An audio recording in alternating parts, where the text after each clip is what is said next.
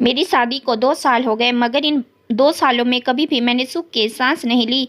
इसकी जिम्मेदार मेरी सास है। जब से शादी हुई है तब से मेरी जिंदगी बर्बाद की हुई है। मुझे घर का कोई भी काम करने नहीं देती। जब भी कोई काम करने को लगूं तो एक ही जवाब मिलता है, तुझे बेटी बनाकर लाए हैं, नौकरानी नहीं। कमरे में जाकर आराम करो। मैं तंग आ गई हूँ सारा दिन बिना काम करके रहकर। अब कल की बात ही ले लो, गर्मी के दिन है, मैंने सोचा कि पेड़ के नीचे बैठूं, थोड़ा आराम करूं, लेकिन मेरी सासू माँ ने तो मेरे ही कमरे में एसी लगा दिया कि बाहर बैठोगी तो रंग काला ना पड़ जाए।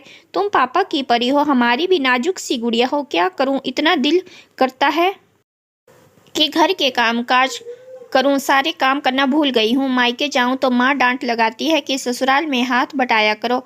अब कल ही मैंने सासू माँ से कहा कि मुझे किचन में काम करने दें, तो उन्होंने मुझे पार्लर भेज दिया। कहने लगी, अपना लुक संवारो, घर के कामकाज के लिए तुम्हारी नंदे हैं।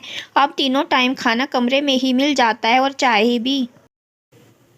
पति से शिकायत की तो पति कहने लगे, इस मामले में मैं कुछ नहीं कर सकता, मैं माँ से बात नहीं कर सकता, तुम ही सब्र करना होगा। आज सुबह ही सासू माँ पति से कह रही थी कि इसे किसी ठंडी जगह पर घूमने ले जाओ, यहाँ बहुत गर्मी पड़ रही है। मैं तो तंग आ गई हूँ इन सब चीज़ों से। अब आप ही बताओ मैं क्या करूँ। रोने का बहुत दिल कर रहा है। हे मालिक, ऐसी सास किसी को ना दे। आशा करती हूँ आपको हमारी ये शॉर्ट कहानी पसंद आई होगी। इस कहानी के बारे में आप लोगों की क्या राय है, कमेंट बॉक्स में जरूर बताएं। कहानी अच्छी लगी तो कहानी को लाइक करें, चैनल को सब्सक्राइब करें और आगे इसी तरह की अच्छी अच्छी कहानियाँ देखने के लिए हमारे चैनल से बने रहे। धन्यवाद।